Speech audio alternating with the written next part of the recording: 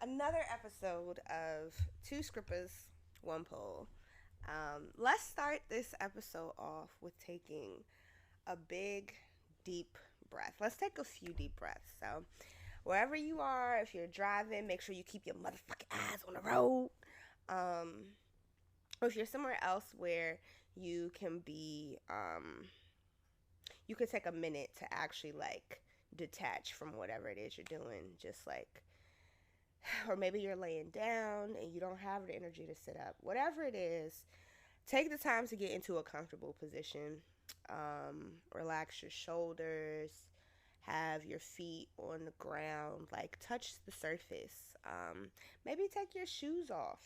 And maybe you outside. Put them touch motherfucking grass. Put your toes in the grass or something. But yeah, so make sure that you have a clear breathe way and breathe in through your nose. Hold it at the top and release. So we're gonna do that a couple times. We're actually gonna do box breath. So if you aren't familiar with the box breath, that is breathe in for 4, hold 4, release for 4, and then pause for 4, and then recycle. So we're gonna do a few of those. Breathe in, 2, 3, 4, hold, 2, 3, 4, release, 2, 3, 4, hold, 2, 3, 4. So that's the count, and I want to actually do it and not have to count. So we're going to run that back, okay? On your own pace.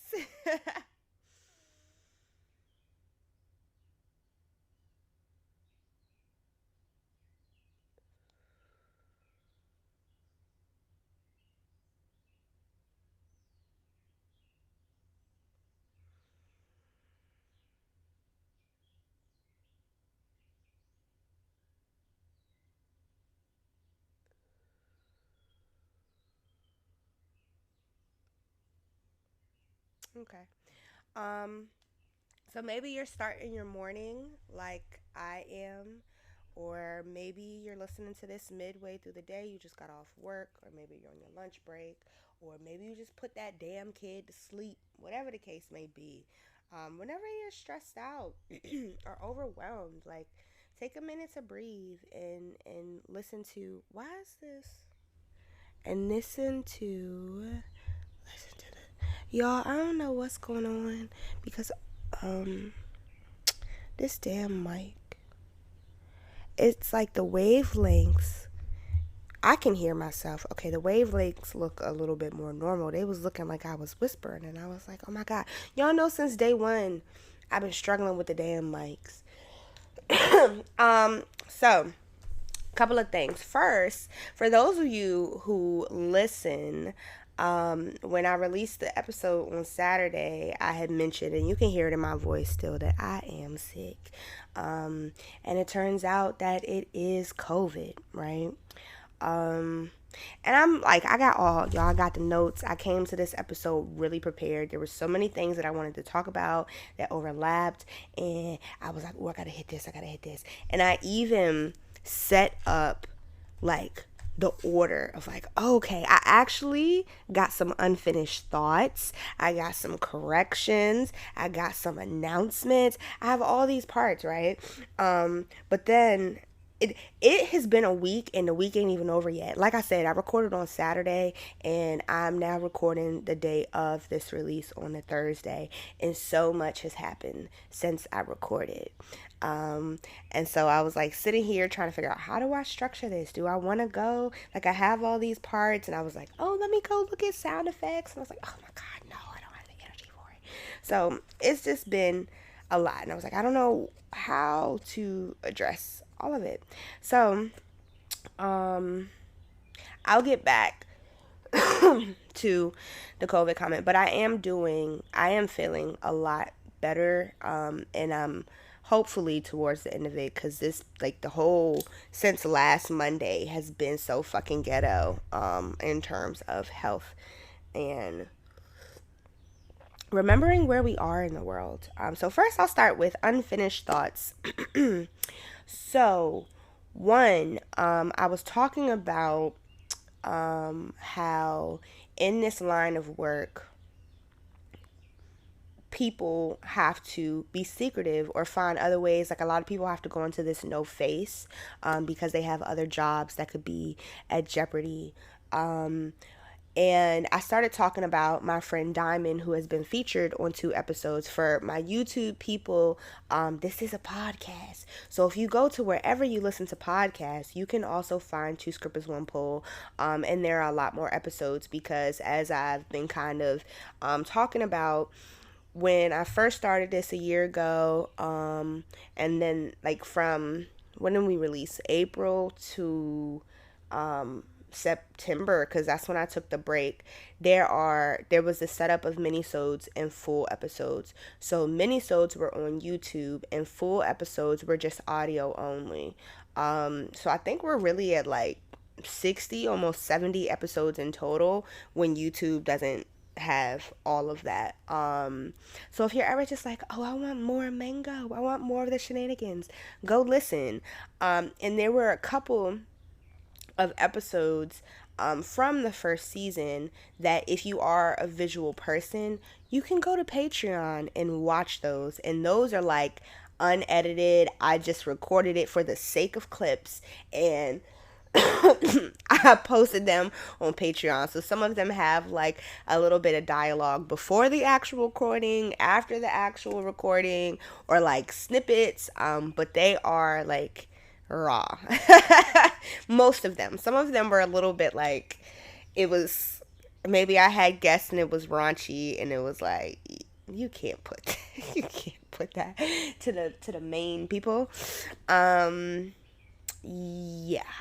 So I never really finished my thought too. It was like, and I talked a little bit about this. I think it was episode 30. The title is Niggas is Depressing. With pole dancers falling in that realm too, because it is sexualizing, particularly the female body. And when I started out all of this, when I started pole dancing more specifically back in 2020, I was still very much in the classroom because that was my first year teaching. And I've always said, like, oh, when I get my own place, I'm going to get a stripper pole. Not even really knowing, not understanding that the whole realm of like pole dancing classes and all of that was a thing. Like, I just knew that stripper poles were a thing, and I knew I wanted one because I was like, that looks so cool. So it's like, yeah, when I get my own place, when I'm an adult, I'm gonna have a stripper pole in my room. I just knew that was gonna happen. And then I had attempted to take my very first pole class when I was in college, because they had like, shout out Expose in Towson. They have like $5 Fridays, and so I tried to go to that, but $5 Fridays, because it's $5, bitches was on it. They wasn't wasting no time. So we got there and the class was already full. So then we ended up taking some like crazy, like, it was like some pelvic thrust shit on a fucking like medicine ball. It was fun. It was intense, but I didn't go back. I was like, whoa, this is a lot. I just wanted to swing around the pole a little bit. And so then my first interaction with a pole was when I started working as a stripper. And my first go around as a stripper was only 3 months in, but it was only for 3 months. And I was there to support my friend who had looked into this option to like, I need money. I need to put food on the table. I got shit to do. So I went there with her, and that was my first time actually ever interaction with it. And, you know, again, especially in this is my I was in school for 5 years. My second year, I'm actually actively at this point trying to, like, I'm in the thick, my student teaching. I can't let nobody know I'm out here shaking ass for some dollar bills. So I definitely had to keep that as private as possible. So for many years, that was 2019, the very beginning of that. So many people, unless you were a close friend, didn't know that I stripped until 2023 when I started this podcast. Um, and I kept that to myself, because of this. And people people knew that I pole danced because I posted it.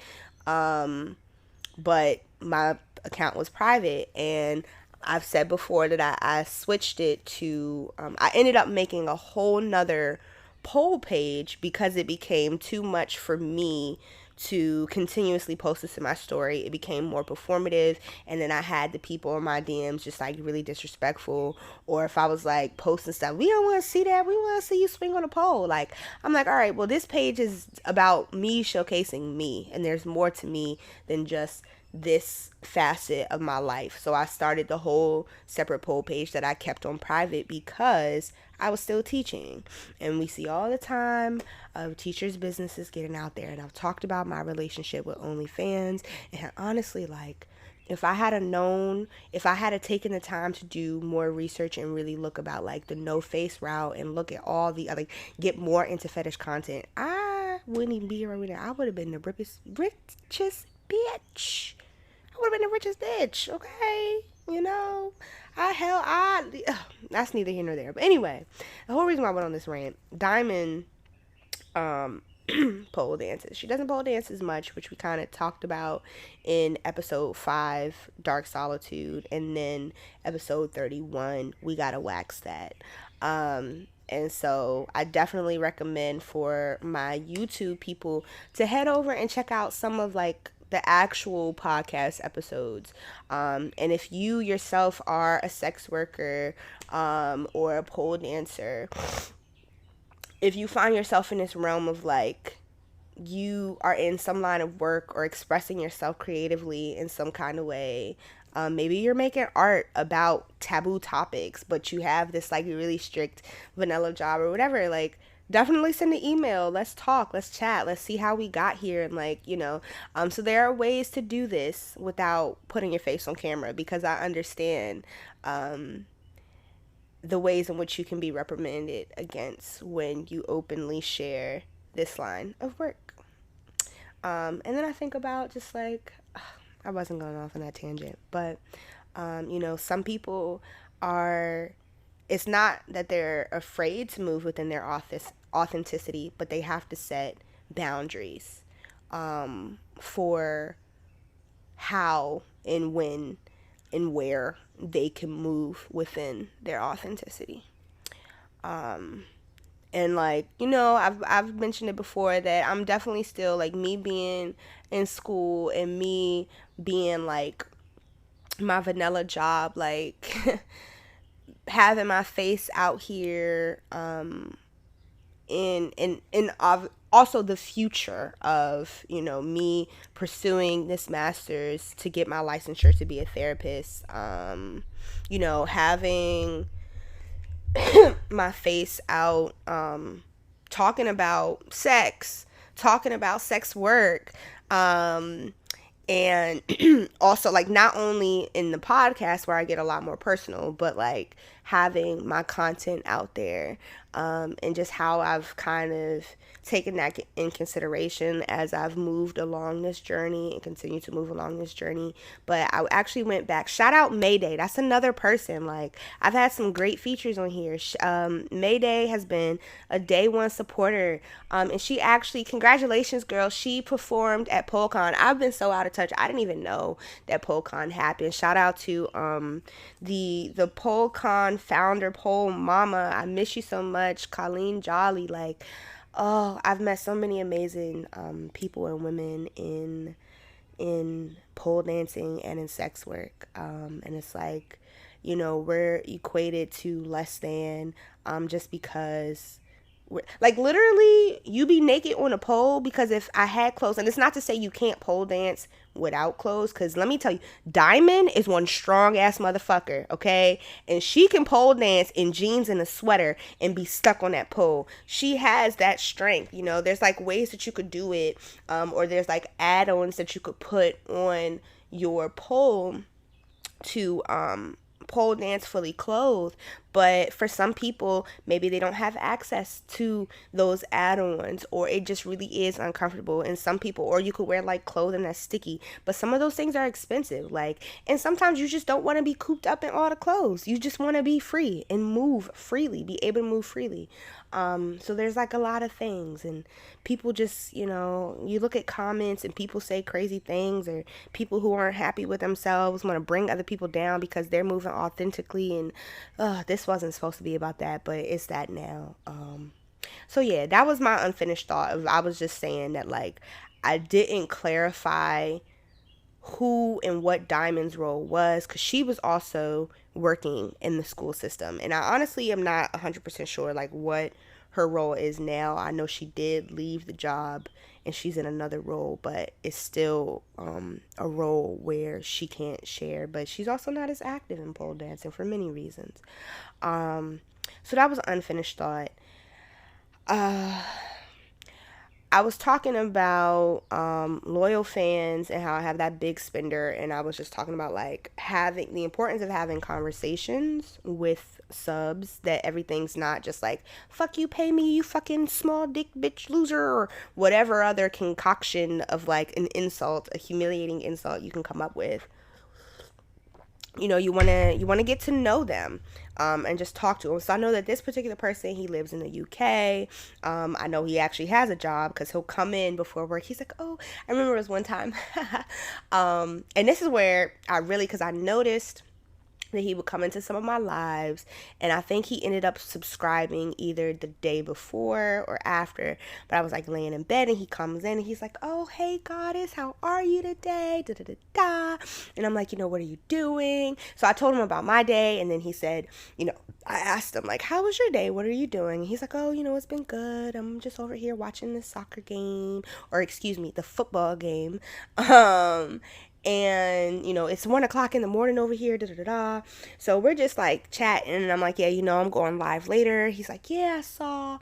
And I was like, oh, well, like, you're lucky, you get to come in, like, you get to be on live while I take a shower.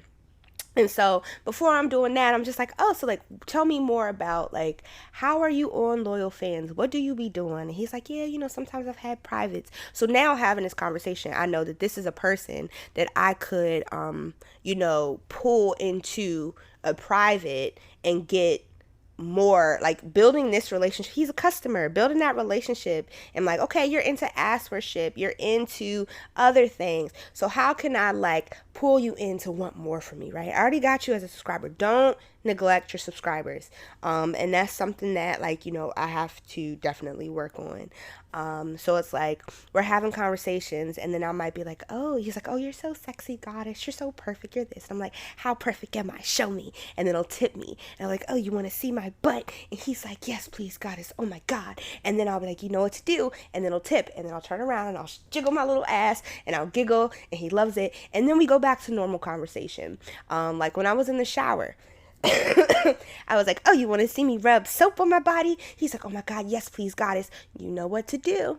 Ding. And then I like open it up real dramatically, and I'm like, and then I close it back up, and it's like you make fun of it out of that way. So this is also the type of conversation that we will be having on Toy Talk and Patreon. So come join me.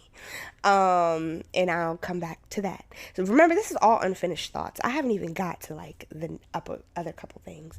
Oh, I never finished my thought about Mayday. So yes, Mayday was featured in Minisode 11, which can be watched on YouTube. So you're thinking about sex work. And that was a really great episode. So thank you, Mayday, if you're listening or watching. Thank you, girl. We definitely need to get you back on here, and especially hear about your experience at PoleCon, and just catch up, because I think it's been a year since you've been on the show. And she was the host. She was the host of my very first pole performance.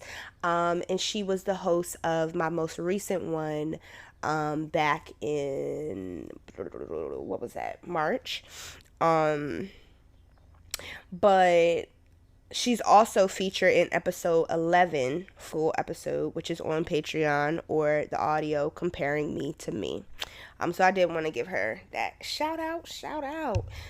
Um, Other unfinished thought. I was talking about what do I put in my hair.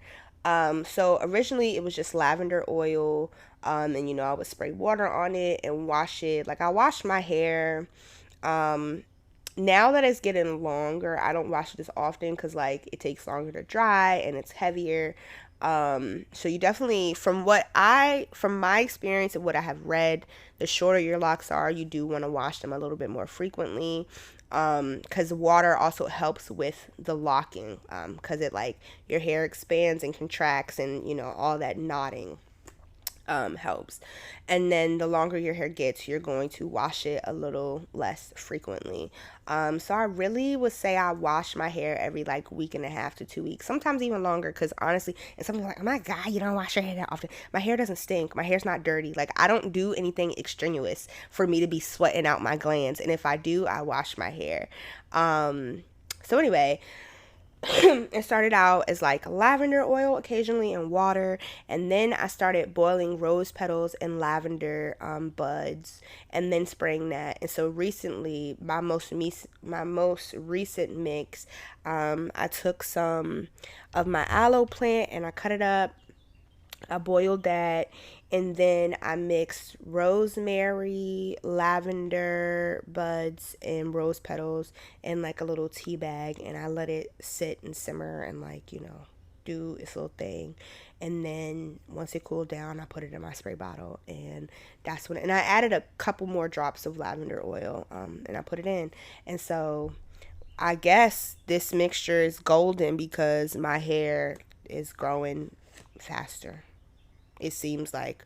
Or maybe my hair's always grown fast. Maybe I just notice it more because my roots are black and my hair's blonde now. I don't know. Why are people messaging me on FetLife? I don't even be on Fet. Oh my god. Let me see. And then this will move me into the next one, corrections, which, let me pull up what sound effects I do have. Damn, where did that playlist go? Yes, so corrections.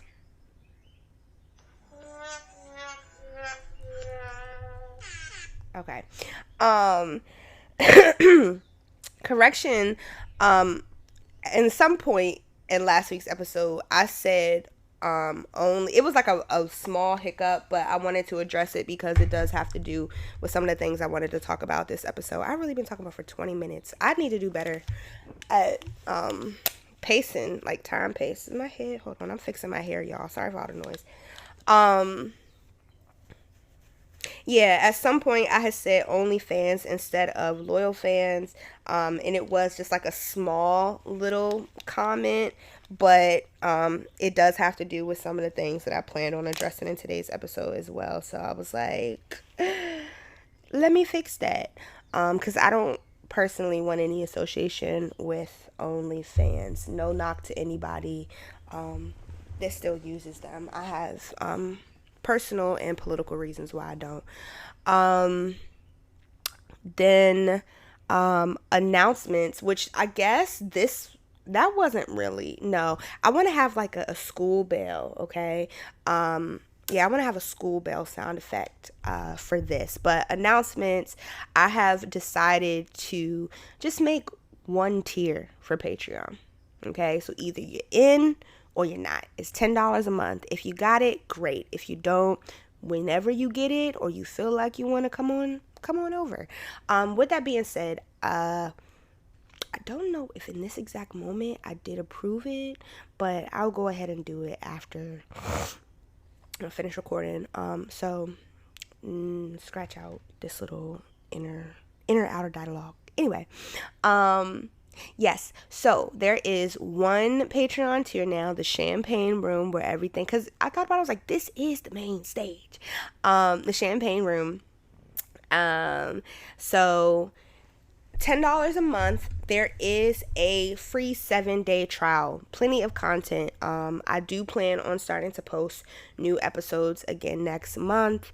And what you can find on there is behind the scenes poll play, there is toy talk, there is Tales of a Sensual Findom, there are original episodes, there are a few bonus audio clips, and then I was like, you know what, I can move mini-sodes to Patreon. So if I still want to do mini-sodes, which I do, because there's a couple things that was like, I want to get that off my chest. So that is what you will be able to find on Patreon. And also, if you are a Spotify listener, there's also for 99 cents a month, there are bonus episodes, and right now I think there's only access to 2, so I will also be doing a better job of keeping up with that. So if you're like, I use Spotify, but I don't got $10 a month, but I got you with 99 cents a month, come on over to Spotify and do that and get some of the bonus episodes. So what that would look like is this, like, I guess you could really call bonus episodes the mini-sodes. So yeah. So that is that. Then I would transition to like kind of question of the week, but I didn't really ask y'all a question. So this is just where I just kind of go into my topics. So the first one I'll start with is like COVID.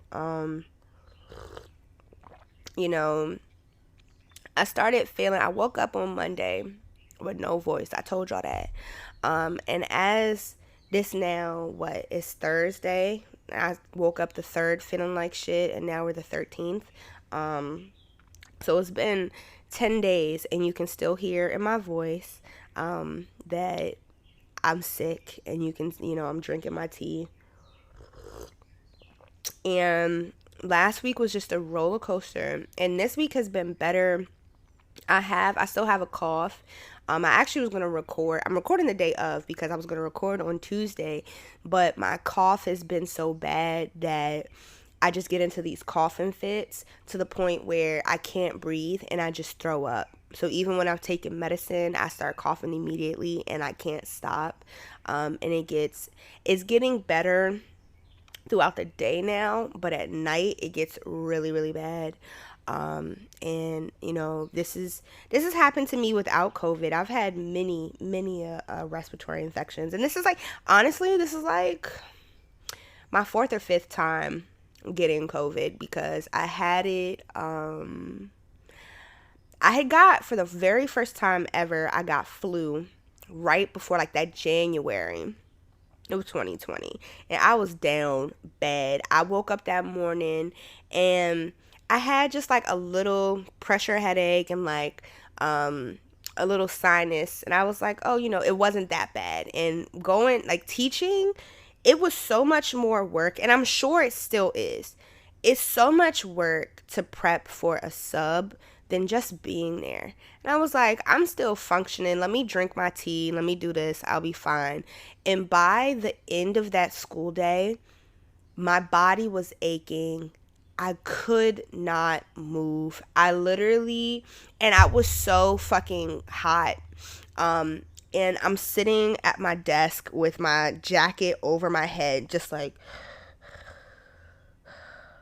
as my students are walking in, they're like, yo, Miss P, you good? I'm just like, I think I put like I think they were working on a project or something. I don't remember what it was, but it was a very easy day. And I remember like one of my students, they got up, they was trying to turn the AC off. And I was like, I mustered up the energy. I was like, do not touch that. And he was like, but Miss P, I'm cold. I was like, please put on a fucking jacket. I didn't say fucking, but I'm like, please put on a jacket or something, or like you can move your seat, but please don't touch it.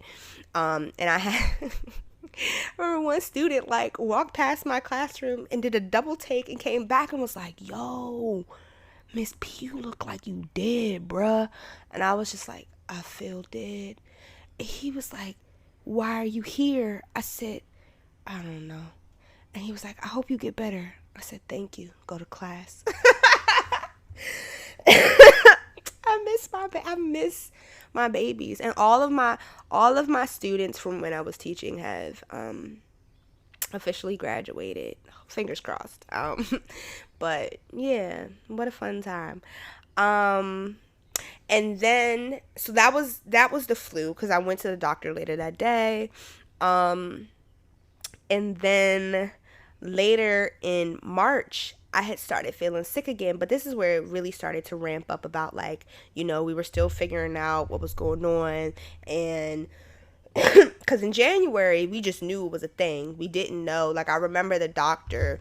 Oh, wait, no, well, this time in March, we definitely knew it was a thing, but we didn't know any of the symptoms for real. We couldn't really tell it apart from anything. There were no tests for it. And I just knew I didn't feel good. I didn't feel as the hell. I didn't feel as bad as I did when I had the flu, but I still felt bad. And they were just like, yeah, well, it's not the flu, but we can't really tell you if you have COVID. We could give you some Tamiflu, but, like, again, you don't have the flu. So for me, this is like a little, why does it keep doing that? I don't, maybe it's the headphones. It keeps, like, I'm hearing this and it's going in and out. And so I hope that it's not affecting the audio. But anyway, in high school, when I took health, my teacher was talking about, building up tolerances to medicines. And that always just kind of stuck with me. And maybe because of, like, the history of drug use in my family or something, but it's just like, when you rely on these medicines, eventually your body builds up a tolerance and you're going to need more and more. And that's what happens with drugs as well. Like, you start off, like, maybe when you first start smoking weed, and I love me some weed, and this isn't no, like, anti-smoke weed. Everything, you gotta know moderation, like, maybe when you first start smoking weed, 1 or 2 hits of the J, it gets you right. That's all you need, right? But then eventually you can sit and smoke a whole J, and then maybe throughout the day you need 3 or 4, whatever, and this isn't a shot to anybody, because I definitely got friends who do that, and I love that for them. That's what works for them. I think it really just becomes a problem of, like, are you functional? Are you still able to? So I know, like, for the most part, I smoke every day or every other day. And I don't smoke every day mainly because of just budgeting. I just don't have it. If I had more money to accommodate, like, smoking, I probably would smoke every day. So when I do have weed, I ration it out. I typically use my bowl instead of rolling the whole J, because that gives me whatever little, like, hit, and I know that when I'm, like, I can smoke when I'm in the house or working something creatively within the house. I'm not going to go to school and smoke. I'm not going to go to work and smoke. But some people need that just to get them in there, that right state of mind. So how are you using whatever drug as a tool to help you cope or help you function or whatever? And at what point does this no longer become a tool? Does it become a hindrance where you are no longer able to function, where you feel like, oh, I need to do this to do that? Are you able? Have you tried? When's the last time you tried doing this without that? And you have some drugs that are a lot more hardcore, that it's like, are you even really able to function with that? Like, so if you are struggling with drug abuse or addiction, or know somebody who is, sending you light and love, and hoping that you can get whatever resources I do have below. What is it? Sam's? Sorry, y'all. A little delirious. But there's the link below. The Substance Abuse and Mental Health Association. I think that's what that stands for. But yeah. How did I get there?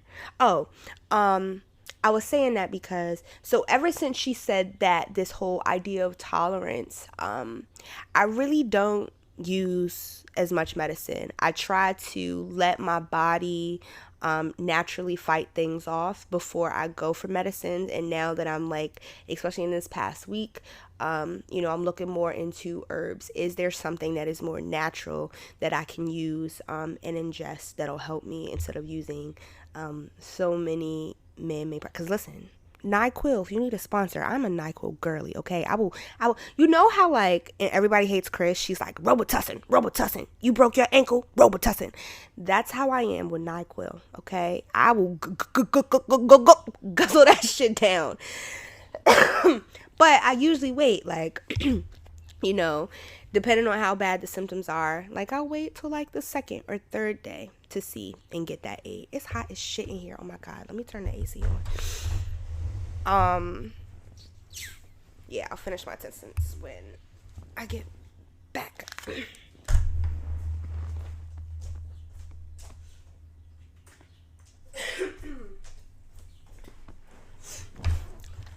So, yeah, I had got sick. They couldn't confirm. And this is like right when the shutdown happened, like early March. And then I got it confirmed in September of that year. When, oh, y'all can hear the AC in the background. I got it in September of that year while I was student teaching. I woke up like sore throat, headache, just felt like a brick wall. Like, not I ran into a brick wall. The brick wall fell on me. That's what it felt like. It was real bad. And then I know it was in 2022, me and my mom and I think my brother had got COVID. Now I have COVID, and I know that I feel like there was at least one other time that I was sick that I didn't go to the doctor, but it was like, you're sick. At this point, like, it was just kind of like, I treat all sicknesses like it's COVID, right? And so I bring this up because when I was, as I was sick, I knew it wasn't just like your average everyday sickness, and I wanted to be as cautious as possible. And of course, because I didn't realize it was COVID, there's some things that I probably shouldn't have done, or I didn't always do like the best in terms of just like exposing myself to people. So I'm a lot more cautious now of remembering to put on my mask. But, I'm telling people like, oh yeah, I'm sick, da-da-da. And everyone's like, oh, I wish you well, hope you get better, this, that, and the third. And so I came back to some of those people and I was like, yeah, it turns out I did have COVID. And the responses just kind of threw me off. Like, people was like, damn, COVID still a thing? It never wasn't a thing. Like, did y'all just forget all that happened? Like, and I'm just lucky enough for my immune system to be intact enough for me not to be completely immobilized or on the brink of death. Like, we lost so many people, and it's like, I think about my mom, I think about my brother, I think about other people with compromised immune systems. And it's like I mentioned in the episode with Goldie, when me, Katie, and Dixie went to Tennessee that year, it was so many people outside. And this is still like, we were still pretty much in like some of the thick of it. Like, yes, the world reopened, but it's like y'all threw all of those precautions out the window. And I'm to blame too. Like, I would say, definitely after Tennessee, I was still very scared and cautious. But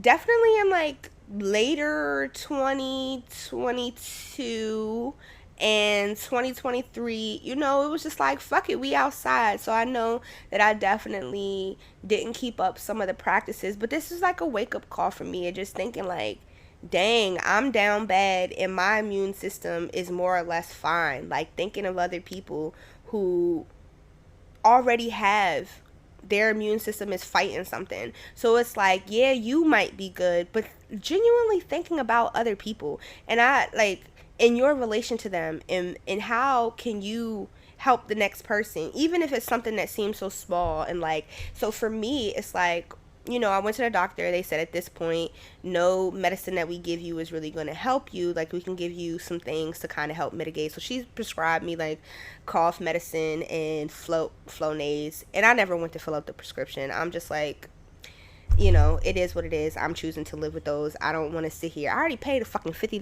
copay to come in here for y'all to tell me. Y'all, it was crazy though, because I was in there and I fell asleep while I was waiting for the doctor. I'm hanging off the damn bed. She come in and I'm like, oh, hey. And she's like, yeah, so, you do have COVID. I was like, oh, fuck. And so kind of like, just thinking about that and making sure I reached out to the people that I did. For the most part, I wasn't around people because I knew that I wasn't just the average sick. But the people that, damn, I've been recording for 40 minutes already? God damn. This is a sidebar. I was talking to my friend the other day, and he was just talking about how I talk so much. And he was like, he remembers it was one time we were on the phone, and he just realized, like, he got on the phone, all he said was, hey, what's up? He looked at the phone, and 20 minutes had gone by, and I had just been talking, and all he had said was, hey, what's up? And I was like, damn, I do be talking. I do. He was like, I'm not complaining. I'm not, because obviously, I listen to you talk day in and day out, but you can talk. I was like, I can. So, yeah. I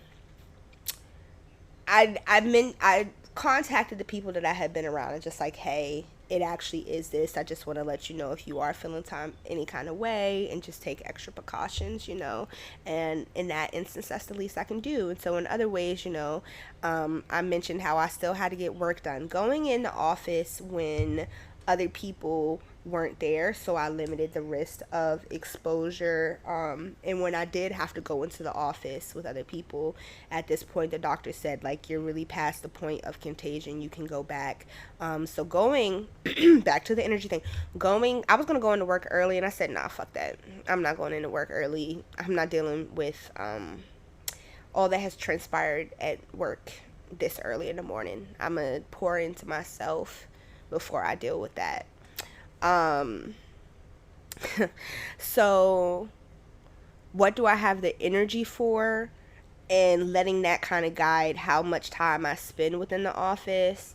And then also making sure that I wear a mask and I sanitize my hands. And like, I spent, like, earlier this week, I just went outside and I worked on my laptop from the trunk of my car. I pulled out my little seat, kicked my feet up, and did work outside. So, like, what can I do to still get whatever it is I need to get done, but making sure I'm not putting other people at risk? And yeah, it's uncomfortable for me to try to give a presentation with a mask on, but that's what I can do to help the next person, So yeah, it was just kind of like off-putting and disappointing to see how many people were like, damn, COVID's still around. COVID's still, yes. It didn't just like, okay, I killed enough people or I did enough damage and pack his bag and get the fuck out of here. Like, no, it is a virus. It is microorganisms, or scientists, help me out, whatever the fuck it is. It mutates and grows and adapts and gets stronger. So even when you're taking medicine, eventually that shit gets smart enough to be like, okay, and start mutating and mixing and and now whatever was helping isn't helping anymore. So yeah, that. What else did I want to talk about? On Saturday, shout out Juan. It was his birthday, so I just wanted to give him Juan. We've been like BFFs since 5th grade. That's my dog. So he's on an episode in Patreon. He was featured in episode 4, Something Burning Out Here, which is on Patreon or audio. He was on the self-care, I think, I don't remember what mini-sode that was, but it was a self-care episode on YouTube. I feel like, he was also on, the episode of mini-sode 4 with my cousin. That was the first episode that I did with, like, guests. once I took over the show on my own, when they both were supposed to be like reoccurring guests. But you know, life happened. He got a baby and he just had a birthday, you know? So shout out to you, friend. And yeah, and it's funny because like we talk all the time, we see each other all the time, but like back to some of the other conversation, everything doesn't have to be a podcast, everything doesn't have to be shared. So me and him are definitely in contact. But you know, we just haven't had the time, or when we do, it's like I'm not setting up no camera, nigga. How you doing? You know, how you been, friend? So yeah, I just wanted to shout him out because I recorded on his birthday, and I didn't even mention my dog. I haven't been down by the river. I haven't been to any like natural thing this week, and it kind of made me sad because the river that I normally go to, I've noticed like when I go down there to make my offerings, and it's just like, you know, like I said, I'm in this cycle of co-creation and giving back to the earth. So like after I finish drinking my tea, whatever herbs or whatever, or if I did like a bath with herbs or smoke cleansing or whatever else I did, when I take the herbs and I collect them and then I release them back into the river. So it's all natural things that have been grown from this earth. And it just makes me sad when I go down there and I see people's beer cans or people's like carry out mumbo sauce containers or their styrofoam plates and containers and all of that. And it's just like, oh, why can't y'all take better care of the earth? You know, there's a difference between chucking a banana out the window into the forest, then, you know, that's gonna compost, degrade, and transform. Styrofoam isn't gonna break down, and you know, and I'm not saying, because I definitely sometimes still use styrofoam plates, right? But how can we find a way to recycle or reuse or just reduce? Like, okay, maybe this isn't something that I'm going to keep, so I am going to throw it away, but I'm going to throw it away in the proper receptacle. You know, at that point, yes, I'm not in the, I don't know what sanitary trash, I don't know what the like proper name for it is, but I'm not in that line of work. So I don't really know the life cycle of trash, and I know I could Google it, but I don't know the life cycle of trash. But I can at least do that small part of not just throwing it out into the street where something else, you know, where it fucks up something else. I can at least put it in the trash. But if I'm in the house, like, you know, I try to really limit how I use styrofoam plates. Sometimes I even wash them and reuse them. And I started thinking about, like, I can use styrofoam plates as paint palettes. I can incorporate them into my work. There's a lot of artists that use recycled work. Like, how can you repurpose this thing? Y'all need to get more creative in some of the things that y'all do. So that was something that just really bothered me, because it was like a couple of days in a row that I went and I was like, yo, I was just here. And every day I come here is something else that is just destroyed, and there's no concern for the greater life outside of us and whatever that immediate need is. And, you know, then it makes me think about the multiple genocides that are happening in this world. Like, everything is so much greater than us, no matter what your spiritual or religious belief is. Like, the fact of the matter is, we do not exist on ourselves by this planet. There are so many things happening in this moment, and I'm not about to sit here and try to jump out numbers and stuff, because I really don't know. But like, just in the time of this podcast, who knows how many bombs have been dropped or whatever else has been done in another country, because it's not just what's happening in Gaza. There's Sudan, there's Nigeria, there's Somalia, there's Haiti, there's Congo. There's so many things happening right now. And this is not to discredit your bad day, because maybe you really did have a shitty day and you really don't know what to do. But then when you put things in the greater context of the world, not diminishing your own things, but it's like, we have bigger fish to fry. There's bigger things to be calling attention to. And what is realistically within your energy to do. What can, like, maybe you're not a person who's on the front lines there. Maybe you're not a person who has like a huge platform to spread any kind of word. But what is something small that you can do? So I know, like, me personally, every once in a while I talk about it on here. And I try to provide resources, which I will include some links in the description of what I read. Most of my information that I read up on yesterday is from rescue.org. And it is the International Rescue Committee. So they have an article on like the 2024 emergency watch list, and this is a list of 20 countries who are on the list of like it is a list of 20 countries who in this year are really facing like a lot of humanitarian crisis. So going from number 1 to 20, there's Sudan, there is occupied Palestinian territory, South Sudan, and forgive me for any mispronunciations. Send corrections to 2scrippers1pole at gmail.com. Burkina Faso, Myanmar, Mali, Somalia, Niger, Ethiopia, Democratic Republic of the Congo. So those are the top 10, with Sudan being 1 and 10 being Democratic Republic of Congo. And then the unranked second half, so I'm assuming that this is not in any particular order, but they're still like we need to watch. Afghanistan, Central African Republic, Chad, Ecuador, Haiti, Lebanon, Nigeria, Syria, Ukraine, and Yemen.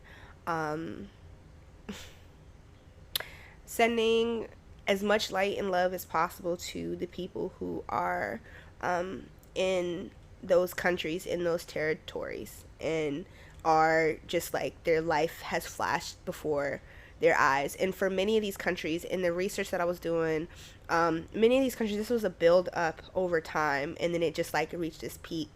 And I don't know the ins and outs of how all of this started in any of these countries, but it's the civilians, the everyday people like you and I, who are suffering. Children, like one of the articles that I was reading about this, and I was just sitting here crying. It was so upsetting that because of this, children will lose years of education.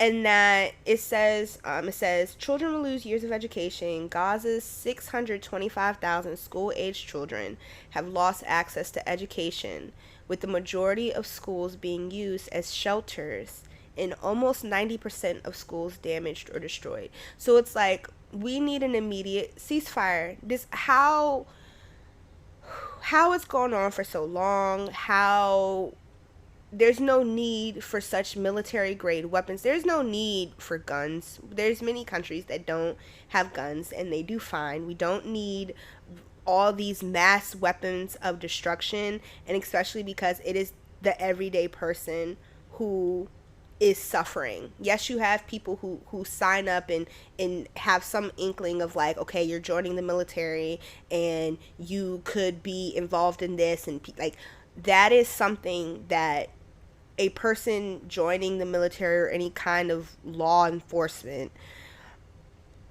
has some kind of understanding that you are now putting your life at risk for this. When you really think about it, putting your life at risk for what?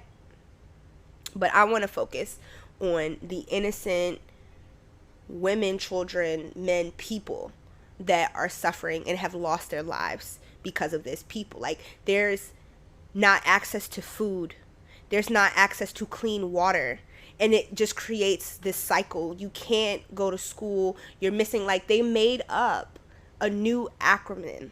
Wounded child, no surviving family. You have children that have lost everything because of some governmental issue, because of people wanting to take over other territory that was never theirs in the first place. Thousands of people have lost their lives and are continuing to lose their lives or become injured or just have their lives forever altered. Because, and I could be wrong, so please send corrections, informed corrections. I don't need anybody under this, like, and whatever side you're on. There shouldn't be a side. The side that you should be on is humanity.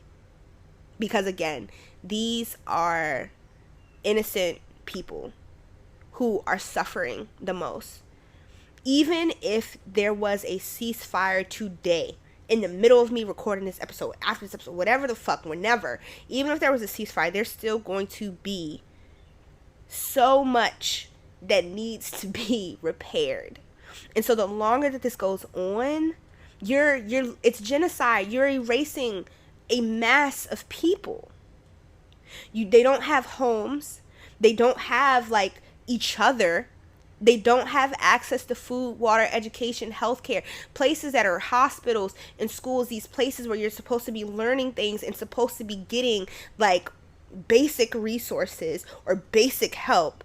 These things that should be rights that many, like in the U.S., we have to fucking pay. I had to pay $50 for someone to tell me that I was sick, and then I have to go pay for the medicine, and I have to pay for this, and I have to pay for that. Like, fucking having a baby in this country costs millions of dollars. And you wonder why, on top of, like, y'all want to make rules on what I can and cannot do with my body. And for a lot of, like, there's not a lot of research on the female body in the first place. So, and especially as black women, most of this research in this fucking world is based off of a white man. Medicines, treatments, all of that is based off of a white man. And it is like, pick up a fucking book and read. Like, but that's not everybody's fault. Not everybody can read, because we pass children on without making sure that they can read. We have adults that don't know how to read, and that's not a shot. It's never, understand that this is never a shot at anybody. It is the systems that are in place that are failing us. Repeatedly. Is repeatedly a word? It's a word today. I need a new word alert button or sound effect. That's what I need. And it's like you right now, these hospitals are being turned into shelters. People are being exposed to toxins from radiation, toxins from bombing, and you're not letting people, you put, like, locks on the borders, so you can't even, people who are trying to bring in food and help these people are not able to give them that access, and they're also losing their lives. I think let me look for the number, because it's definitely in this resource. Like, on the first day, October 7th, when this started, so what are we? We're in June, November, December, January, February, March, April, May, June. We are now 8 months into this. On the very first day that this started, more than 1,000 people were killed. In the first 100 days, so what is that? Like, the first 3 months, so we're talking November, December, January, February, over 1,000 children alone. I've seen so many disturbing videos. I know people who have relatives in that, and even if it's like, you are Israeli, and I know, like, some people are offended, and it's like, it's not a shot against you, and I don't know I don't know all of the ins and outs. I'm coming from a humanity perspective. There's no justification for what is happening in Palestine, Sudan, Congo, Haiti, in any of these places. There is no justification. These people did not wake up and ask for this. And they were already, before it got to this, they were already suffering. So that kind of just brings me back to, it's like, and it isn't meant to be depressing, because it is depressing. And I sat here and cried last night, and I was like, God damn. But it's like, what? I'm not in the military. I have no desire to join the military. And obviously, I want to keep myself as safe as possible. So I wouldn't find myself over there. And shout out and thank you to the people who have or do and who've lost their lives trying to help these innocent people. But it's like, what can I do? One thing I can do is spread the word and like help people realize what is happening right now. Another thing I can do, and maybe it's small or big, I tried to look up like what corporations or things, and all of the links that I'm looking at I will include in the description. Like, what do I have control over? And so I was trying to look at like a specific I was trying to look at it like a specific list, so I can give some names of some corporations. And some of them are like, they helped at one point. Oh, excuse me. They helped at one point. Oh, that's what I forgot to add in here. Submit in some time. Maybe it was a one-time donation, or they helped in a small realm. Like, I know something I was reading was talking about how like Toyota has been involved, and it seems like it was more indirectly, like, because I was like, dang, Toyota, I'm a Toyota girly, right? But it's like not necessarily, and I don't know all the ins and outs. Maybe they did, maybe they didn't, but it's like the attackers are using Toyota branded vehicles or other branded vehicles, and some corporations, they don't only make cars, they actually are involved in like military weapon creation, or whatever the proper terminology is. So it's like some corporations have more play in it than others. But like, so according to what I'm looking at right now, this is June 2023, so things could have been updated. I also try to find like as recent as possible. But like Airbnb, they have had some involvement. Fucking booking.com has had some kind of involvement. Expedia Group has had some kind of involvement.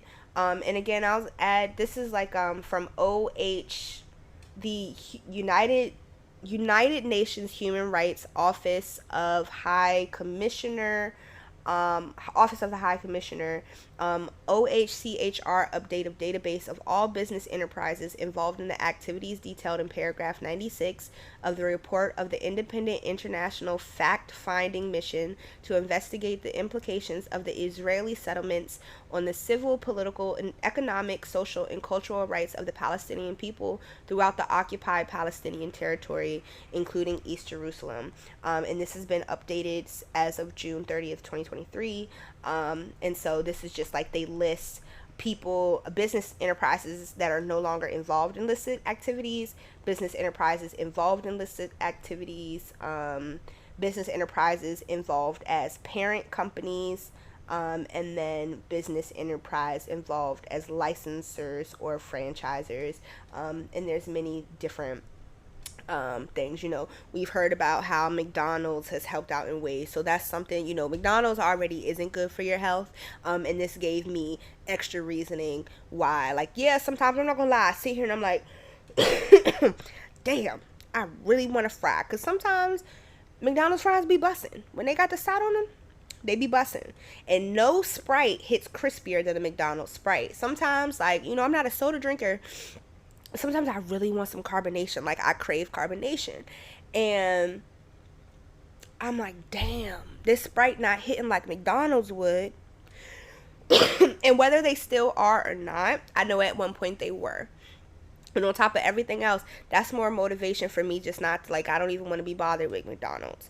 And then personally, like, explain my gripes with OnlyFans. Like, I'm personally not on OnlyFans. The biggest reason was originally what kicked me off of there is because OnlyFans is not fetish content creator friendly. Like, they flagged me all the time and would not explain. That's why I really liked and have leaned more towards loyal fans, because loyal fans, if you do something that is like against their guidelines, they remove the post and send you an email saying, hey, we removed this post because ABCD. If you fix this, you can repost it. They tell, like, they understand that I'm a creator, this is work, and I'm just trying to get my bag in all of that. And so they work with me to make sure that I'm working within the guidelines. OnlyFans just like rips the shit and just like, oh, look at the community guidelines, but it's not clear. And then after so many violations, they just remove your account with no warning and hold on to your money. And their like payout process, it's like, okay, if you subscribe today, I have to wait 7 days before, like, or if you send me a tip, whatever, I have to wait 7 days for that to even process on my account in the first place. Then I have to make sure that my balance is within that. And granted, I think their cash out balance is only like $25, so it's not like a lot because I know loyal fans, you can't cash out unless you have at least 50 in your bank. So like right now I have like $46. I'm like, god damn it, it would have been nice to get paid. But yeah, it's like I have to wait all this time, and now, you know, and I did all of this hard work to get this money, and because you don't even want to be transparent with me about whatever it is, that this violation that I broke, then you take away my profile or ban me from the website, and then you hold on to that money that I earned, that I worked for, that, you know, and then you're taking a percentage of my money. And OnlyFans, the owner, and I didn't, let me see,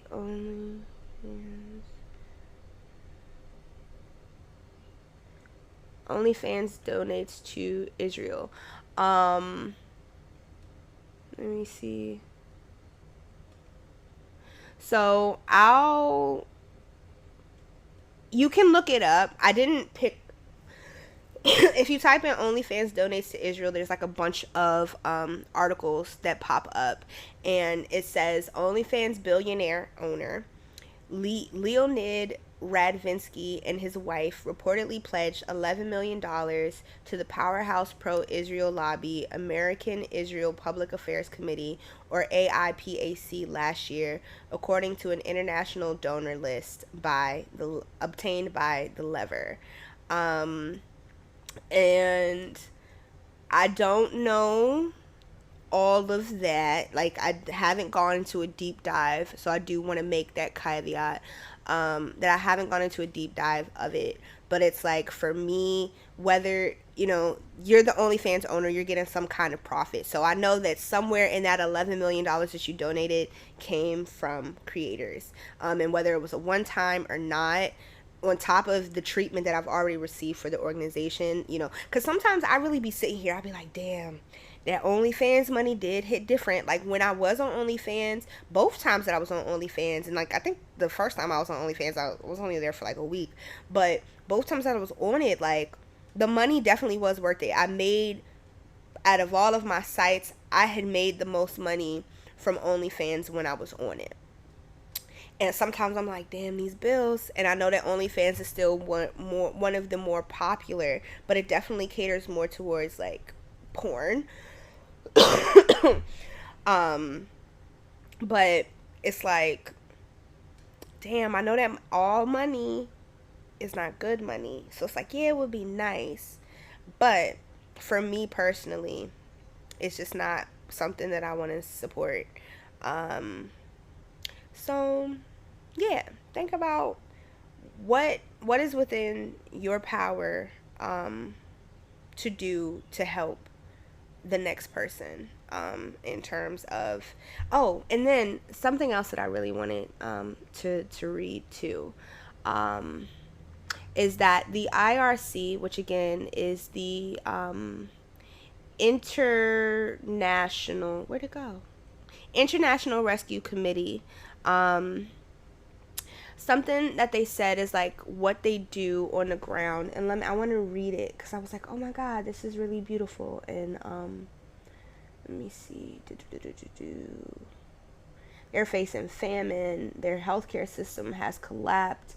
They're rebuilding their lives, and they can't rebuild like the actual society right now because they're still in the thick of it, and of course that costs money and resources that they clearly don't have. And even after all this is done, these people, they've already been displaced, and you're continuing to displace them. Where is it? So it says, in partnership with ANERA, the IRC is working to provide essential mental health and psychosocial support to Palestinian children. We are utilizing a comprehensive approach that prioritizes the needs of children between the ages of 4 and 18 to implement therapeutic activities including play, art therapy, and life skills training. Our activities are designed to empower children to cope with their experiences, express themselves creatively, and develop essential life skills for the future, thereby promoting healing, resilience, and emotional well-being. By fostering a safe and supportive environment, we aim to mitigate the long-term impact of the crisis in Palestine and have started providing psychosocial support services for 9,000 children between 4 and 11 years old, and informal literacy and numeracy sessions for 1,200 children, targeting people sheltering in schools. So if anybody who is directly involved with the IRC, like, thank you. And reading that really, that made my heart smile because it reminded me when I first started my my program, and one of the first classes that I had to take last semester, so a year ago in the fall, was the history of art therapy. And the whole semester we were just learning about like the different pioneers and names in art therapy.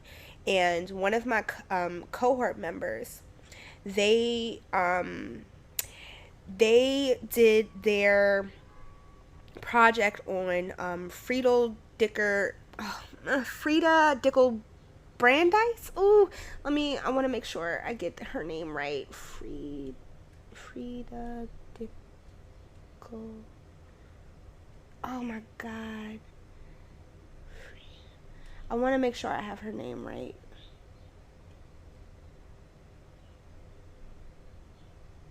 I know I just typed Google, please help me. Okay, there we go. Friedel Dicker Brandeis, or Brandeis, but I think it's Brandeis. Friedel. So she was not an official art therapist. I do believe, and like, if you're an art therapist and you're listening to this, or if my cohort member, if you're listening to this and you're like, oh no, I know Friedel, girl, send me some shit. But I'll look back into it, and I'll probably come back with a correction more in depth. But she was an Austrian artist and educator who, when they had to move people, when in the Holocaust, when people were displaced and put into these displacement camps and these genocide camps, and they had to pack up their bags and go and start this new life and basically go to their death. She packed a suitcase of children's artwork, nothing but children's artwork, because while they were in these camps, she supported the children and did art with the children. Art is healing. Art is, like, art, there's so much in art. It has the potential to bring you back to yourself, and in this meditative practice, it helps you problem solve, it helps you move through things, it helps you communicate, maybe like whether you are a nonverbal person or not, or even if there's just something that is like, it's too much for words, what color would you use to describe this feeling? What kind of line strokes would you use to describe this feeling? There's so much communication that can happen within art, and it's really like a container for these big emotions. I used to feel some type of way, especially coming from like an art teacher background. I hated when kids would throw away their artwork. It just didn't sit right with me. I still hate it till this day, but I've made more terms with it because it's your artwork. You can do with it whatever you want. But I told them, like, my condition was, listen, I just don't want you to rip it up in my classroom. If you don't want it, you don't want anything to do with it, cool, but throw it away in somebody else's classroom. Do not throw art, do not rip art in my classroom, please. That's all I ask of you. And they were always really respectful of it, because my thing was, I found, at least from the art educator standpoint, a lot of kids would rip up artwork because it was this idea of like, oh, I'm not doing art right, I can't draw, I can't do this, or I made a mistake, so I need to start over. That is still a perfectly good piece of paper. You can erase. And for those of you listening, I'm doing erase in quotation marks because I'm saying erase by, you can just cover it up.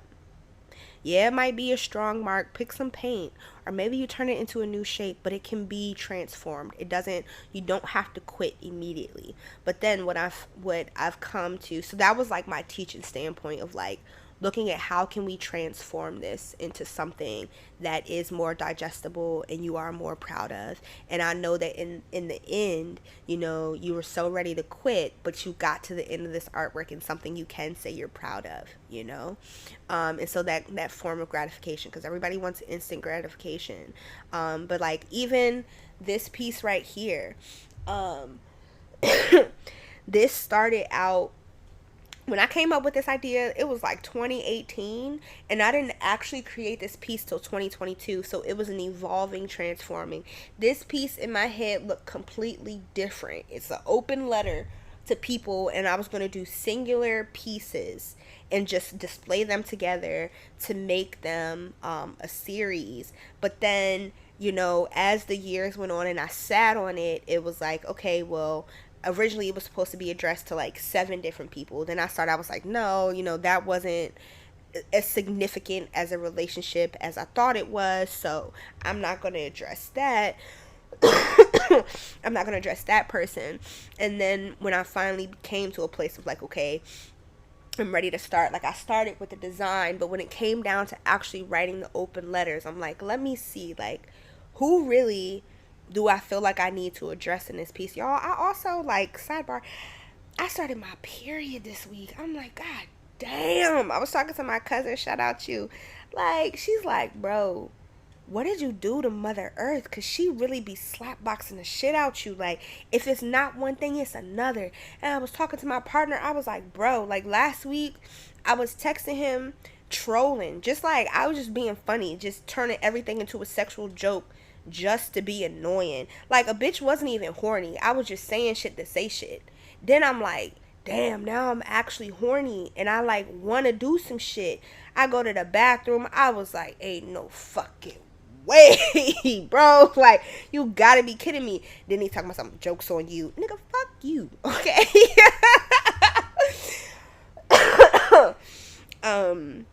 But yeah, so back to this. So I'm like, when it came time to do this, it's like, what makes sense? Who am I addressing?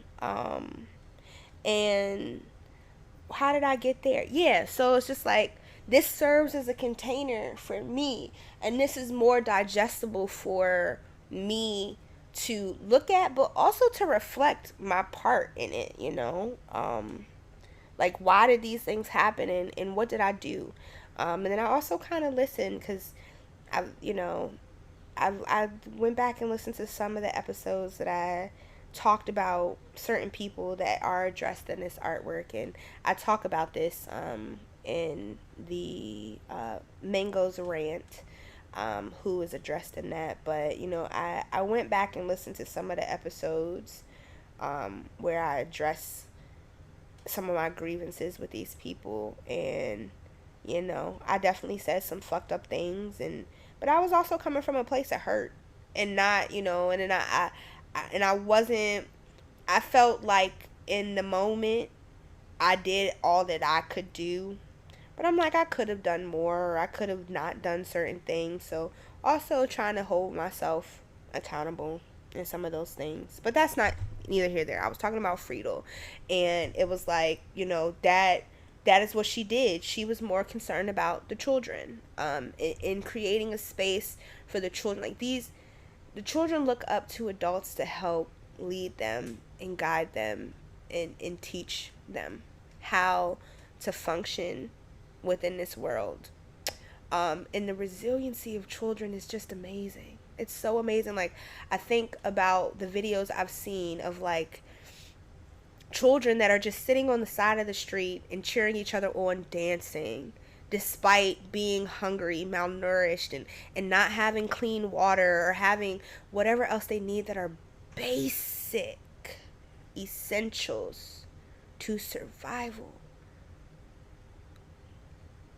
And they have smiles on their face. And yeah. Whew. So, let's take another deep breath.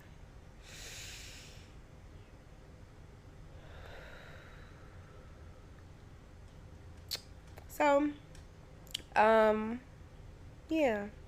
Think about what you can do. I'm gonna transition into Ask Mango, since I did mention that on Saturday. The question that I was asked, let me go to my archive, was, oh wow, on this day, that's so funny. On this day a year ago, I had I had also asked, you know, questions, and somebody asked me, what are your goals for the Two Scrippers One Pole podcast? And honestly, I think that might have been May Day. So my response was, I'm still figuring this out, to be honest. If you're an A1 day one, then you know it was two of us coming together, and now it's just me and my lovely co-host squad. I didn't truly think about what I wanted to come out of this besides chit-chatting with my friends, but now I'm seeing all that I can do with this platform. I know that I definitely want to create a space for people to be themselves and not feel shamed or judged for it. I want people to feel comfortable embracing their sexuality and sensuality.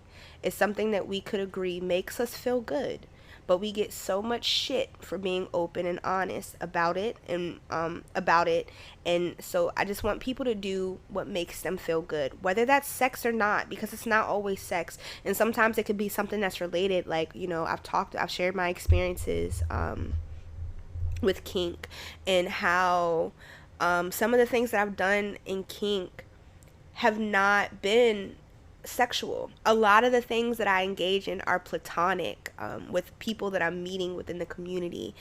So there's no expectation to have sex involved.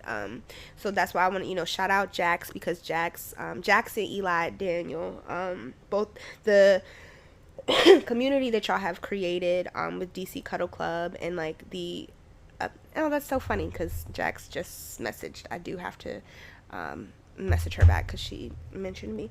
But the space that you have created, that is one of the most consistent spaces that I've been in, and I just feel so welcome and so happy, and thank you as always for all that you do, and for continuing to make me feel safe. But it's like, I've been in these communities or been at these events, and it's like something that's always been so sexualized. Like, we think about like the act of cuddling, and how usually it's the idea that like, okay, we're gonna cuddle, and then we start touching up on each other, then it moves to sex. But it doesn't have to be that way every single time. The act of a hug can be so healing. I think about like my relationship to a flogger. When I was going through this time a year ago is when I got I think literally, it's so funny, because this day that I answered, let me finish the thing, and I said there's more I'll touch on in episodes, but that's the main point for now. Also, Two Scrippers One Pole is 2 months old today. Thanks for rocking with me, y'all. With me, y'all. So, today, Two Scrippers One Pole is now a year and 2 months old. And so much has happened. I see that I'm approaching like the 1 minute 30 mark, so I'll wrap it up soon. But it's funny because I vividly remember this day. I think this time last year, yeah, I think this time last year might have been a Friday. I'm not sure, and I'm not gonna go look it up. Um, but I remember my mom had told me about this clinic that was offering free HIV testing, and if you did it, you got like either a free Chipotle gift card or you got a free Giant gift card. So I went and got tested, and mind you, I think I had just got tested from like AHF like a week before, but I was like, ooh, free groceries, yeah. So I went and I got tested so I could get the gift card. And so then I think like I came home, and then that's when me and Katie minding our business, we smoking a J like we was supposed, because that's a whole nother sidebar for another day. But like, I was supposed to go on this date with this dude, but he was giving me the creep, so I was like, never mind, we can just postpone, not really feeling it. And then Katie came over. She's like, we gonna have a date, bitch. So she came over, we did our little smoke session, we went and picked up food, we watched like a little movie on Netflix. We watched a movie on something, but yeah, that's my girl. She have a safe trip to Vegas, boo. We going on a date when you get back. But she was here with me when I got the call from a former partner that was like, yeah, you might want to go get tested for herpes. I'm like, whoa. And like, at first, when he first texted me, like I said, and I think it was the episode Go Get Tested, and I've probably mentioned it a few times, I was like, when he first hit me up, like, yo, when's the last time you got tested? I was thinking nothing of it, because I literally got tested that day, and he got tested a week before. So I'm like, oh yeah, I'm good. But make sure that you get full panel testing, because even though herpes is so common, you have to ask for it, and not everybody offers it. So making sure that you're going to places that do. So AHF does not offer. So if you do have a primary care provider or access, or you are lucky enough to be able to, like, why we make people pay so much for this, capitalism. If you do have the funds to be able to pay for it, definitely ask for a full panel testing. So, me just being so woke and advocating for this stuff, it was like, my mind, especially my connection to HIV, my mind always goes straight to HIV. And so I was like, yeah, I'm good, no worries. And then he called me with that, like, yeah, I know it's been a minute since we did anything, but I'm just letting you know that my partner hit me up and they tested positive, and like, I don't really know if you were the last person I did anything with like a year ago, and so it might have been a situation where I gave it to them, or they maybe gave it to me, but I'm letting you know because you're the last person I dealt with. And I was like, you didn't have to do that. So I have so much respect, because I know when he told me, oh, I was sweating boots. I was like, oh my God, like, I have to hit people up. Then it was like, that's when the moral started coming into question, like, dang, like, okay, well, I only fuck with this person one time, we don't talk no more, but like, I'm fucking with this person, da da da da, like, who do I tell? And it was like, I was like, well, first of all, I'm not gonna tell nobody right now, because I need to figure out what I'm even gonna say. And I know that I was scared, because when he hit me up, we were approaching Juneteenth, and so it was like, this weekend, nobody, I can't go to a clinic. I can't go, and at this time I didn't have health insurance, so I couldn't really go to the ER, because I knew that bill was gonna be through the roof. So it was like, I have to wait till I can go to a clinic and get seen. And this is you calling me Friday after everything done closed. It's Juneteenth weekend, Monday's closed, like, what the fuck am I gonna do? So I'm really sitting here stressing out. Then it was like, I finally go on Tuesday to the clinic, but then I had to do back and forth with the clinic for like a week and a half to even get my results back.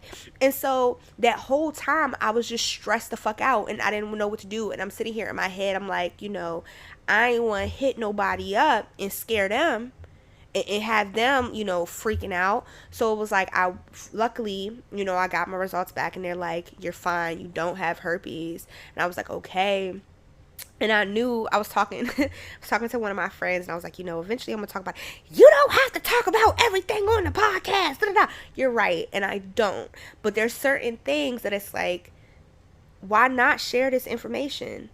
Why not? Some people really don't have access to the information. And so I was lucky enough, like that story could have been different, and maybe I wouldn't have shared it as soon. Maybe, I would have to do my own processing and healing work before I shared it. But it was something that's like, why not share it? Because there's somebody else who's going through this or something similar. So what can I do to help the next person, or to just help other people? And if that's sharing part of my story, that's what that is. So it was like, then I went and I went back to my partner, one of my partners, and I was like, yeah, I know you listen from time to time, so I wanted you to be able to hear it from me first. Like, this is the situation and this is what happened. And it goes back to like, this podcast also keeps me honest and holds me accountable for the things that I say and do and how I carry myself. So it's like, I want you to just, I don't know how often you listen, when you listen, but this might be the episode that you decide, let me click on that and see what she's talking about today. And then you like, damn, this bitch thought she had herpes and she ain't tell me, like, and it may or may not have been that, but I wanted you to hear that from me first and let us have that conversation before you just get blindsided, like, damn, this bitch thought she had herpes and was like still fucking with me. That's crazy. Like, so that's my tidbit on that. Oh, how I got back here. And so it was like, when all of that happened, that's when I started integrating into the community, and I had that experience with rope. And my anxiety was so high, that was the first time that I felt grounded in that time period, a couple of days. And then later, when I went to the next event, getting hit with the flogger, like, I was focusing on my breathing, and one of the hits just sounded like a car wash. And I think about how comforting being in a car wash can be. Like, sometimes they have lights, or the soap is different colors. Like, I'm in this enclosed space and I'm hearing the water. I'm listening to whatever music I'm listening to. Sometimes people go in there with their dogs. Their dogs like it. Like, that can be a comforting space. So I was able to visualize myself in there. And that was the next moment that I realized, like, I finally have come down from this intense anxiety. And that is the moment it clicked for me that that BDSM and these things are not always sexual, that they can be therapeutic in a way. And that solidified for me that I am on the right path. And like I've mentioned, being in these classes and learning about sexuality and all these other things, and thinking about consent. At what point, if we taught people consent, would some of these issues that we deal with, would they still be an issue? Thinking about, like, me being into sensory deprivation, if you as a dom, somebody being stressed out, like, cutting off their senses and just letting them, like, like, maybe the thoughts in their head are really loud and it's too much for them. So what kind of, like, playlist or sounds can I put together to help calm them and, like, help them step outside of their head? Or maybe I have to cut off their sight and put this on so that they have nothing to focus. And then I'm, what area of your body are you holding the most tension? So maybe I'm focusing my sensation play on that area of the body while you also cannot see or hear anything. And you're as the sub or as the bottom. So interchangeable words. This is like kinky terminology. Dominant or top, submissive or bottom. That just refers to whoever is in control of the scene versus whoever these actions are being, like, whoever's on the receiving end of this.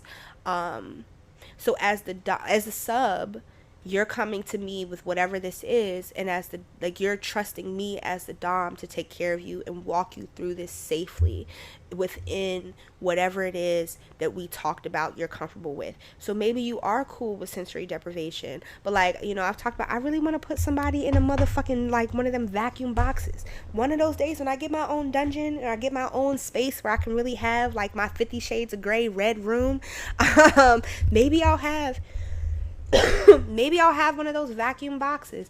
And so maybe you're not there yet. Maybe you're not necessarily opposed to it, but that's just not where you are right now. So how can I help lead you? I feel like I might have to puke. How can I help lead you to get you there safely, you know? So just thinking about how some of these things that I'm learning in BDSM translate to just like greater life. So yeah, interesting that was like a year ago today. So the actual question that got me on this rant that I was looking for, I was asked, what's something you look forward to most in the near future? Oh shit.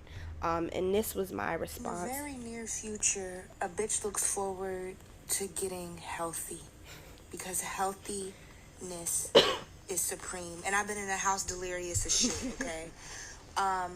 But in like the next near future, I am looking forward to growth in dom work. I've been doing a lot of behind the scenes work and networking within the sex work industry. What else? I have a lot of things that are in works for the podcast, so you guys will see that definitely before the year is over. Y'all know I be doing everything by myself, so everything's in the works, but I would say health and growth. Yeah, so if you do not follow us on Instagram, or me on Instagram, two scrippers, one pole. So yeah, that's where you go. So follow on Instagram, two scrippers, one pole. That's where you'll get the most recent updates. So like last week I had said, you know, I just really wasn't feeling it. Y'all wasn't gonna get an episode last Thursday, so that's why I waited till Saturday. You would have found out first there. So definitely go to Instagram to find out the most recent up to date things. And then, you know, follow on YouTube. But episodes audio come out Thursday, and then visuals come out Saturday. So that's just kind of the timeline. Yeah, so growth and health are definitely something that I look forward to in the near future. As I kind of alluded to last week, there are a lot of changes within my personal life that are happening that are definitely going to influence so many things, both my sex work and just like this podcast. And so just trying to do as much as I can now while I still can before these things start happening, because I'm still figuring out what some of I'm still figuring out what some of these changes may potentially look like. I've met with people, I've talked to people, and you know, it was like one person that I'm gonna have on an episode. I was supposed to meet back with in April, but there was a little bit miscommunication on my part, and it didn't really work out. And so then we tried again this month actually, but it was just like, you know, honestly, you're busy. I don't want to make you feel like you're scrambling to try to fit me into your schedule. But also, like, I had to sit there and think, and I was like, I'm not really ready for this to happen just yet. And so I want to be in a better space to host you before I just bring you on here, you know, because I'm like, you know, you deserve more than that for all of the hard work, but also, you know, I'm seeing the growth of this show, and I'm not ready for that caliber of attention this could potentially bring me.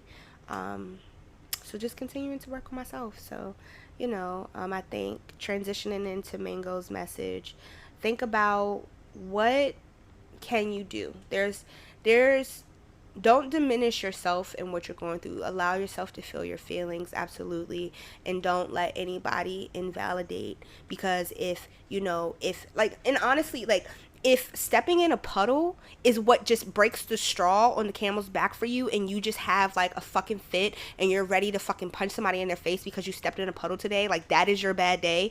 That is your bad day, and that is valid, because who wants a fucking soggy foot? That's not negating that. It's just also, recognizing and validating your own feelings and sitting with those, and then also thinking in the greater context. What else is happening in the world, and what is something that you can do to help with the greater context of the world, whether it's specifically genocide, because I don't want to just beat around the bush. What can you do to aid in what is happening with the multiple genocides that are happening in this world? Or what can you do to help the environment? What can you do to help the educational system? What can you do to help the healthcare system? What can you do to help others? Leading with love. Letting love. So maybe, and some people, maybe you're just like checked out and you're not helping with the genocide crisis. You're focused on something else. What makes sense for you and isn't necessarily selfish? Maybe you do have the funds to donate, or just push the word of others that are trying to. And what else did I want to say? I really feel like that's like the main gist of things, and everything just goes back to like, how are you helping others? Because even with this sickness, like I said, the least I can do is keep as far away from people as possible, and then when I do have to be around people, making sure that I'm masking up and washing my hands and keeping sanitary practices. So before I let y'all go, because I really talk for an hour and 40 minutes, y'all got homework, okay? So y'all's homework ties directly into this. I want y'all help with sound effects. Because as I said in that, y'all know I be doing everything by myself. So y'all hear and y'all listen and y'all be participating. So I need y'all to participate more actively, okay? It's nothing more than being a teacher and just sitting here making this nice little presentation and everybody just looking at you like, okay? So y'all here watching, y'all here listening, y'all participate. If you're like a sound effect guru or something, or even if you're not a sound effect guru and you're like, ooh, I want, like, that would be a fire sound effect, send that sound effect over to twoscrippersonepole@gmail.com and help a sister out. So the different categories that I have, or the different like segments, that's the word, that I have, are unfinished thoughts. So I definitely need a sound effect for that. I have corrections, which y'all already heard the sound effect. I will play again. That's my sound effect for corrections. I have announcements, which I think originally I had this, but I honestly don't like that as the announcements anymore. I really want to do like a school bell, tapping back into my teacher self. So if you know a really good school bell effect, sound effects, send that my way. I got the applause. And then sometimes I haven't really been asking y'all questions as much. I will get back into that. So question of the week. Question of the week is sometimes a segment, or it's just like where I go off on a riff like I did today because I didn't ask a question. I don't necessarily feel like I need a sound effect for that, but again, if you're like, nah girl, I need to keep up with you, I need to pick up what you're putting down, and you know a sound effect that would fit within that, go ahead and send it my way. Ask Mango, I don't think I have a sound effect for that. And then I have this, which I believe, and I don't really remember because it's been so long since I used sound effects. I don't remember if that sound effect was for Ask Mango or Mango's message, but the idea was like dropping gems. And either way, I'm dropping both. I'm dropping gems in both. So I need some sound effects, Shaw, particularly unfinished thoughts, announcements, um, and then an additional one for one of the other ones. Yeah, okay. Y'all be safe. Make good choices.